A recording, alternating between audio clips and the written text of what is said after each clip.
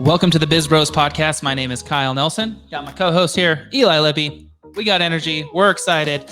We got another awesome podcast today. Another great guest. We love learning and just finding people from different areas and walks of life and business, especially like consultants and partners and coaches. Like we're just becoming more and more of a sponge every time.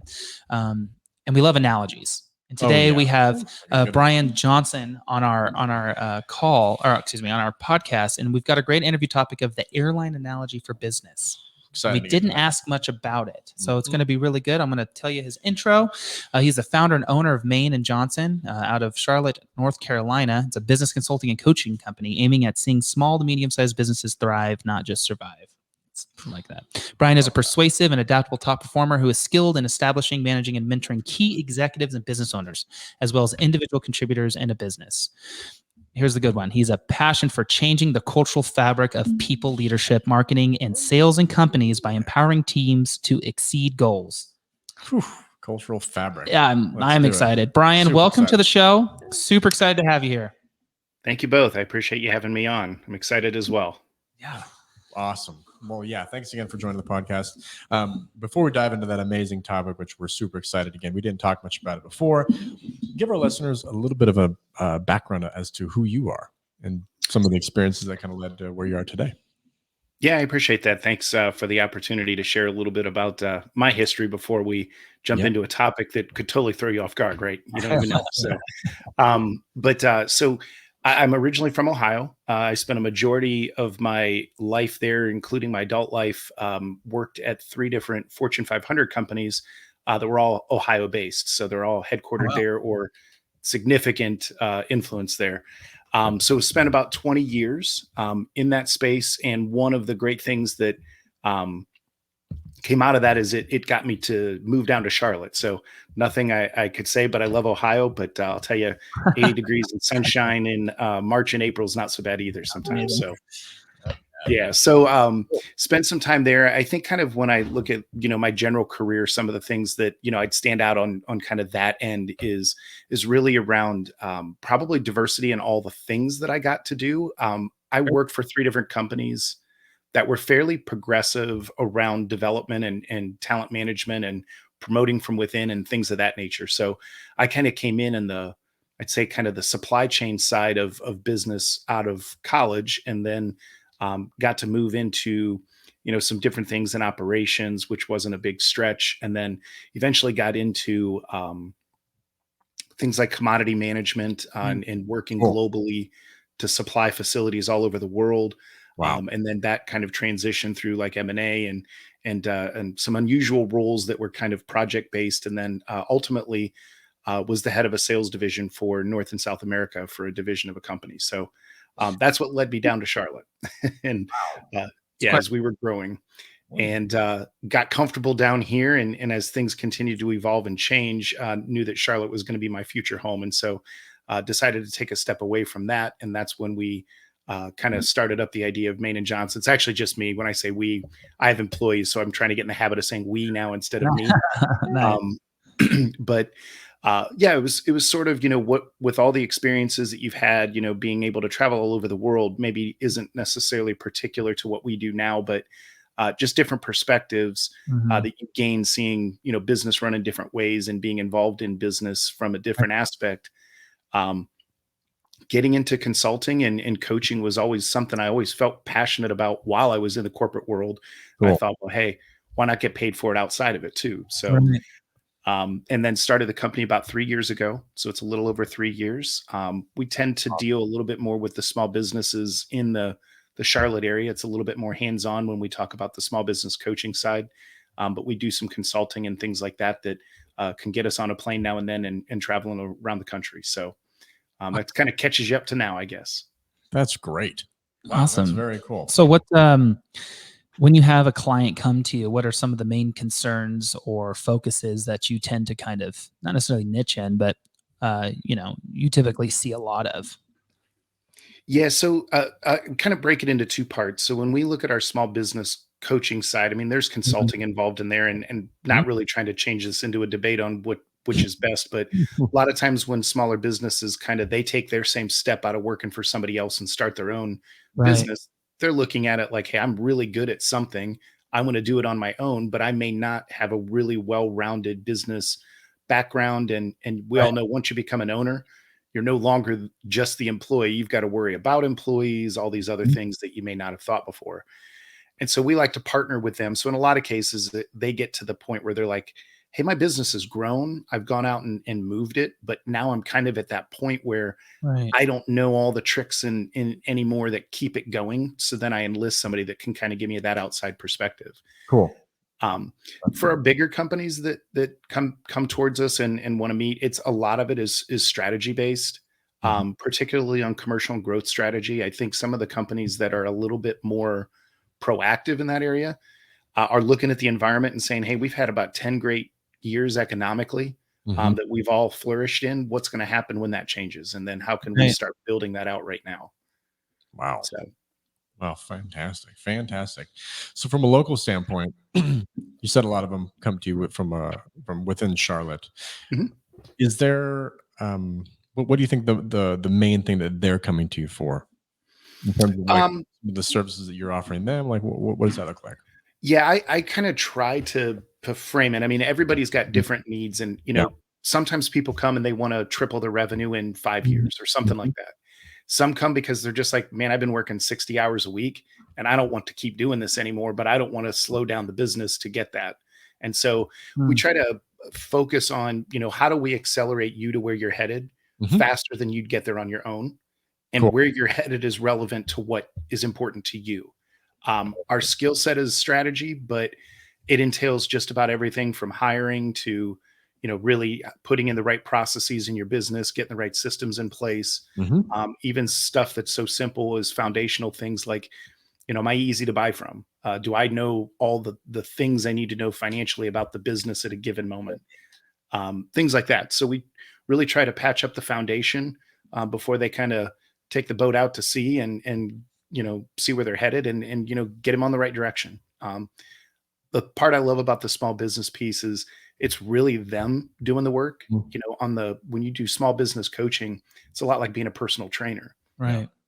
So, I mean, you guys probably have heard that analogy too, but I mean, I know that I shouldn't go, eat a hamburger out of a vending machine or spend, every day running through and getting stuff off the dollar menu, but yet I still might do it. I know running on a treadmill helps me, but I may not choose to. So personal trainer kind of whips you into shape. Right. We try to do that too with businesses. Is you tell us what you want to do, where you want to be, and we'll help you put the plan in place to get you there and hold you accountable. Yeah. I was just gonna say that's the thing I like about coaching. Accountability. I like how they're keeping you on the right track, but the nice part about a coach too is it validates a lot of feelings you have as a business owner. A lot of times business owners feel lonely or they feel like they're the only ones going through that. But once you kind of get that validation, it helps kind of work through, just like a therapist or something, kind of helps you kind of work through and move forward and then kind of break through those plateaus that you're looking for. Absolutely. Well, we love talking analogies. We've already thrown a couple down already in the show. The meat of the podcast is around the airline analogy for business. Can you walk us through what that means? And then we'll jump right in. Yeah, it's funny. I thought when I kind of started talking in that analogy initially that, hey, everybody's been on a flight. And you'd be surprised how many people have not. But the good news is everybody kind of understands it. But we kind of break businesses generally down into four sections. They can mostly exist in a couple of them, here and there, move back and forth. But it's a lot like an airline, like a flight. So if you're hopping on a plane to go somewhere, you've got the first phase, which is really just kind of your takeoff phase. Right. And so everything in this phase is really about, checking boxes, seat rights in their upright and locked position, tray table stowed, bags underneath the seat in front of you. Check. Okay. Yeah. And so when you start a business off the ground, it's a lot of the same things like, hey, do I have the business plan in place? Do I have the vision set where I want to go? Do I have the right funding? Is it going to be private investment? Is it going to be, commercial loans, things like that? Those are all things that you just need to validate your existence legally as an entity. Same thing on the flight. I mean, if somebody comes up and says there's somebody standing up running around during the taxiing situation, that plane won't be cleared to take off. Right. And so we look at businesses there. So that one's an easy categorical area because people always know when I'm in a startup. The next phase we kind of throw out is that ascension phase. And that's kind of where nobody gets up. I mean, even if you got to use the restroom, it has to be a pretty dire circumstance, I think, for them to let you get up and move around. Flight attendants don't let you up, or they don't get up. Everything is about getting to 30,000 feet as quick as possible. Right. And in business, when we see businesses that are there, a lot of times once they get off the ground, they want to talk about 5 years from now. And hey, great, I'm all about big ideas and vision, but really none of that matters if you can't make it past, 6 months or a year. And so at that point, it's instead of 30,000 feet or whatever that is in your business, how do we get that revenue level up to the point where you pay your bills? You're able to put your head on the pillow at night and know you're not going to wake up next morning wondering what happened to my business. Right. So we work really hard to keep them focused on track. We'll give time for the brainstorming and the future planning, but Right. for the most part, it's just about survival. And when you're on a flight, it does not take you long to get up to 30,000 feet. They don't mess around. I mean, They're getting there.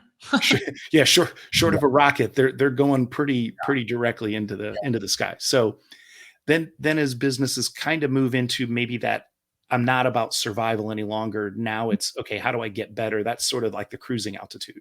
So you kind of leveled off. It doesn't mean that you won't change your altitude at all. You might adjust things here and there for turbulence. I think they still call it that. I'm not even sure anymore, but rough air. That's right. Nailed it. Yeah. But, when you're looking at that from an airline perspective, this is where the airlines separate themselves and they create loyalty because, you've got, what coffee brand do I bring out? You bring out the drink cart, the snacks, you can get up and walk around, you can get stuff out of your bag. Absolutely. The pilot even laughs, makes jokes with the flight attendants and the passengers. So it's more focused on the long haul. And in business, we look at that and we say, yeah, this is kind of where you want to start building efficiency and profitability in your business. It's not that you don't want it profitable at any point in time, but this is where you can really drive that home. Right. Create that employee engagement, that customer experience, and really work on the things, because you're probably in this mode for a majority of your business, business's life. Yep. So that's an area there. And then the final one is probably, you can guess, dissension. And it's kind of the opposite of when you're in ascension, because you got up to 30,000 feet in 10 minutes, but yet they call we're starting our initial descent and you land an hour later. Right. And so it's a real deliberate process to get you safely on the ground. Same thing with your business. This is where you kind of plan out how the end works. Am I selling? Am I, handing this down? Is it going to be employee owned? Whatever the ways that you might want to do it. We work with businesses there to try to figure out that path so that they can either maximize valuation, train the CEO in waiting or the owner in waiting, get them up to speed quickly. So when they hand off, that business legacy continues well beyond them. So that's the brunt of the analogy. Wow. That's the basis for it. But we've just found that, if you can kind of relate some things, everybody can go through that analogy and pick out where they're at. And that helps us to be able to even address some of the things inside of those too. So, wow, that was amazing. And when businesses are coming to you, in what phase of the flight, or do you think a majority of your clients come to you at? They're probably in that ascension and maybe the early part of the cruising altitude. And I'm always, it's not an argument about contentment. And I know that abundance is used a lot too. Right. And it's really about just what do they want what that business to do for their lives. Right. And so when we kind of engage with them, a lot of times it's like, hey, I'm making it, but I want to make it faster. I want to get to that point where survival's over with. Right. And we can get them kind of up over that hump. And then they're all excited because they get to reinvest in their business and, take care of their employees and stuff that, it's not that they don't want to do it when they're in the ascension phase. It's just, man, you're no good to anybody if your business goes under.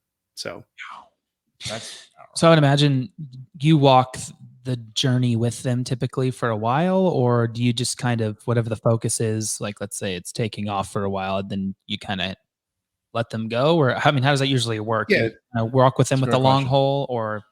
It's a really great question. So I'd say when we get companies that come to us that are sort of in that takeoff or startup phase, we mostly work with them kind of in two ways. We'd either work with them from an educational standpoint, or we'd work with them more on a consulting standpoint. Like, hey, if business planning is not your thing, but you have to have it. Yeah, we can step in and do a business plan for you. We can help you with setting all those things. Right. Very cool. And sometimes it's just, hey, here's a couple, mastermind groups that, that we'll run or something like that, that just get people in a group talking, because at that point, even in your business, now maybe you've had experiences elsewhere and you've learned from them, and that's fantastic. But that business hasn't had a chance to fail at anything yet. So it's really hard to predict and work on things that you don't even know if they're successful yet or not until you actually apply them. Yeah. So that ascension phase is a very big, more that's where you kind of mentioned, are you in it for the long haul? Right. I would say usually that's where businesses are in that, kind of 6 months to 2 years, 3 years, maybe at the latest. And most of our customers that come to us in that area are usually with us for 2 to 3 years. And quite honestly, maybe more. We've only been here for 3. So we've got some of our first customers with us. So continuing the engagement, though, I mean, that's key, especially when I feel like a lot of companies, when they get a coach or a consultant, it's like you're just an extension of the team at a certain point, and it's kind of like, how do I go without this guy? And like, obviously you're doing the duty and job that you're there for. Did you have something? I have questions as well. So you go, and then I'll. Okay. Hey, so question for you, Brian. Have you had to reground a business? So say like they think that they're in this ascension phase. They think they're kind of getting close to 30,000 feet, but you come in and you realize that they haven't buckled their seatbelts. They haven't done a couple of these things. You're still on the tarmac. Exactly. Yeah. Have you had to turn that plane around and start to ground it? And trying to analogy. Yeah, now I'm going to analogy world. Hey, have fun with it, man. Yeah, no, but have you had to do that before? And then I have a follow-up question on top of that. Yeah, so it's not uncommon, especially if a business actually grows to scale. So I mean, if they get to that point where like the barrier to growth is they have to get over that scale hurdle. And so think of it like this. So let's say you bring in, you're a pretty good landscaping company or something like that. So you've got 5 or 6 employees that are out, when you first get going, that are out, taking care of lawns and things like that. That continues to grow. The next point where you're all of those, mowers and yourself have only so many hours that you can work. And continuing to go and put more and more bodies out there means you got to buy more assets and things like that. In a lot of cases, sometimes that scale bridge is you need then people with a different skill set that come in, and maybe that's a staff supervisor, maybe that's an office manager, something like that that's not familiar to the business. And you do go back and kind of have a bit of a reset on that, because you're kind of reshaping the business as a whole, not just adding. It's just not building blocks on top of building blocks. Gotcha. So that makes total sense. No, thanks for clarifying that. And then the follow-up question on top of that is, I would assume, and just talking to business owners, especially local ones, they might be a little bit protective and prideful over what they've built, and they think that they're at ascension phase. Have you had a lot of like lashback from business owners that when you do have to kind of reground them, and how have you kind of tackled that over the course of the last 3 years? Yeah, sometimes this even comes before their customers. Where they're, some people hear like, my business is growing. Why do I need you? Exactly. And need isn't the right word. I mean, you have a business that's growing. That's not the question. The question is it growing at the rate that it should and that you want it to? Yep. And what we get a lot is people will come in and they'll say like, I mean, I'm growing, and it's, I kind of reference that strategy piece of what happens because the last 10 years, your business is 5 years old or something like that. You've never spent one day in a recession. So you've been growing. And the question is, are you controlling the growth, or are you participating in a growing market? And when we get to that conversation and you sit down, that's where a lot of times you see business owners will say like, yeah, I don't, if the economy were to dive, I might dive too. Right. Yep. And we want to prevent that. That's great. That's a great way to put it. Never looked at that. Yeah. So as you're in the long haul phase, you kind of add altitude. You kind of mentioned a little bit about like what are your goals and stuff, and like what is a good tip you have for business owners that are in that phase and they're trying to increase profitability? Because like we've experienced this, like we're growing like crazy, our company, but just like this. The revenue growth, expenses, and we're trying to like get to that plateau of like busting through the yeah, it's okay, expenses go up, but like, how do you like, because I know one of your topics you talk about is like effective ways to increase price in your business. Is that kind of one of those, and growing through scale hurdles? Like, like for profitability, what are things that you've done in the past or you quickly go to and see, okay, here's the unlock? Yeah, no, it's a great question, and I appreciate you pitched me a softball on this one. So, no, I'm just kidding. It's a really interesting dynamic because when you do think of that, I mean, the tendency is, and kind of the bravado of businesses is around, well, what's your top line, right? Mm. I mean, you can be a $3 million company and have $2.8 million in expenses, Yep. you know, so your profit's 200,000. So that really isn't the best measure, but there is a level that, you know, sort of starts to dictate things. And the reason I say that is when you get to that phase where now it's like, hey, I want to keep growing, but it seems that my margin, just my expenses follow my sales, like in your example. Mm-hmm. You got to look at a lot of different things. I mean, there's no one magic bullet for this, but yeah, it's how much awareness and leverage have you created in the market space relative to your competition? And what I mean is, have you earned the right to say, I'm not going to take this business because it's not at a margin that I'm comfortable with? Mm-hmm. And I think business owners have a tendency to think, if I don't take it, then I won't get it later. And that may be true. I mean, if they're ready to buy, they're going to buy from somebody. Right. But the question is, would you rather have, you know, price buyers buying from you, or would you rather have price buyers buying from your competition? Right. And so a lot of times what we'll do is we'll kind of segment their market and their customer base. And I know this is kind of maybe a little taboo, but, you know, even give their customers a scorecard. And, you know, you segment them out like A, B, C's, and D's. Basically, you're kind of working your D's either up or out. Right. And you don't mind if your competition gets all your D customers, right? And I've seen time and time again that's happened where, yeah, you might take a slight step back in a year. Like maybe you were, say, 3 million is the number I used before. Maybe you were a $3 million, you know, business, but you kind of took a step back and you're 2.7 next year. But you were a, you know, 20% margin business with 3 million, and now you're a 40% margin at 2.7. You know, and now when you go add these new customers, you're going to add your target customers, your A customers. And those are going to come in at the margin levels that, you know, you're going to be able to provide the value you want to. And so that's probably an example we see an awful lot. Totally. Okay. Yeah, we're right in the midst of that right now. We're like we're trying to speak to a different customer. So we're redoing all our branding and our website and who we're speaking to, because we get those A players. We do get them, but it's like the D's and the C's. Yep. You know, and we're at the point where it's like, okay, like we don't need this anymore. You know, we're at altitude, I guess you could say. And so I was just curious, I was wondering if that's like kind of like the direction you're going to go. So it is. And if I can add one thing to that, I mean, I think it's a very fair way to look at it. You know, your first life in your business is survive, right? I mean, I can tell you there were points in time where people were coming to me and asking me, do you do this? And it's like, well, if you're writing a check, I do. Yeah, you know? And the truth is it's like, then I had to go figure out how to do it. You know, but Preach under the choir right now. Yeah, but you know, that's because you're in a position where the revenue is what matters the most to you. I just need the money coming in, and probably proving it out to yourself. But once you get to that point where you're proven, now it's really about a preference. And that's where you get to make choices on how you really want to run your business, not let the market tell you how to run it. That's true. I love that. Yeah, that's a great point. And I think that probably is even more true.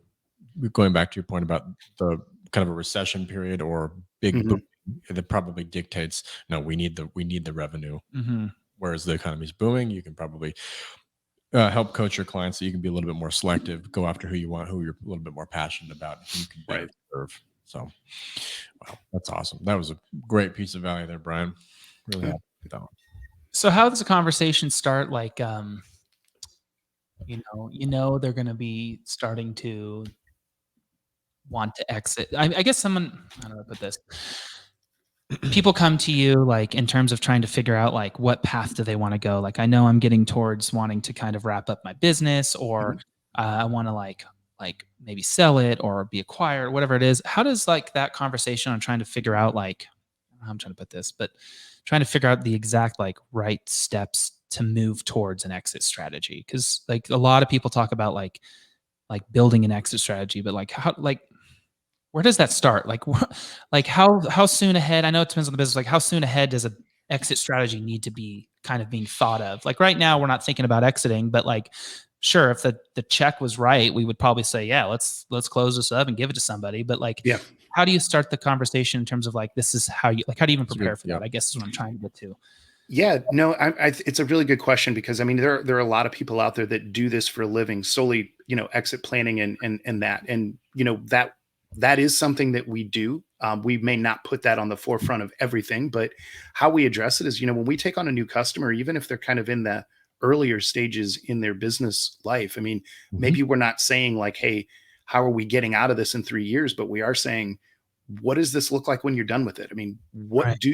what is that thing for you that you want this to do for your life? I've had people that are like, I want to run this for 5 years, sell it, buy another business and start over. Okay. Yeah. I mean, they just love the climb. That's what they're all excited about.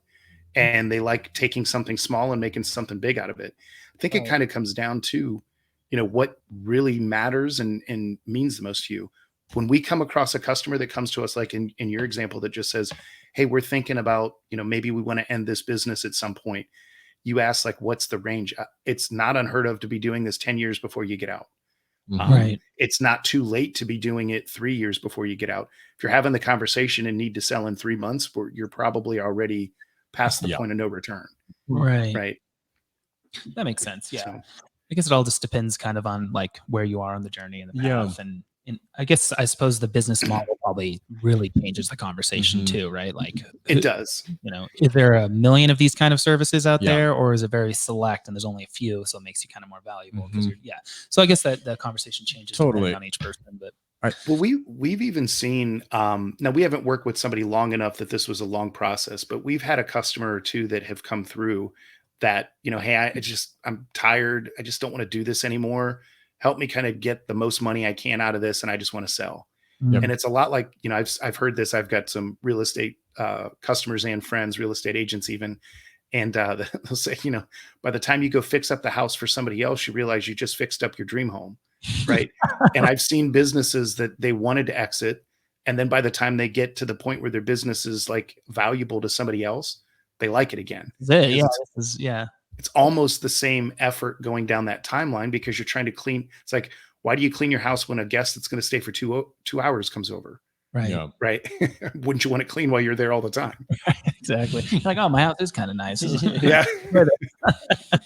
I think from an early, like during the early phases of the airplane analogy you talked about, I think a really key part of what you're talking about, and even looking ahead towards selling the company, is the values of the owner, and trying to get a really good idea and then snapshot of, like, do they value money? Do they value the climb? What do they value? And then that kind of helps lead a little bit more towards that end goal, whatever that might be. But it feels like from what you're saying, understanding some of the values is transparency really and important. Expectations right up front. Yeah. I mean, the one thing now, I mean, there's things that we could come in with some companies, like in some of the markets that I spent time corporately, and just say, hey, I could just sit down and make your corporate strategy for you and you make some money, or that conversation. I don't mean that to sound arrogant. I just meant, we could have that dialogue. Right. When we work with our businesses now, we've made a conscious approach to say, it's not my job to tell you where you're headed is right or wrong. It's my job to listen to what you're doing and try to help you put the right strategies in place to get there, or get there faster than you were already going. And you're right. It's totally value-based. I mean, I'm not going to, if somebody wants to take and give a certain percentage of their revenue and income off to charities that they believe in, it's not me to say, hey, that's not a good idea with your money. You need to save that. That's your passion. That's your passion.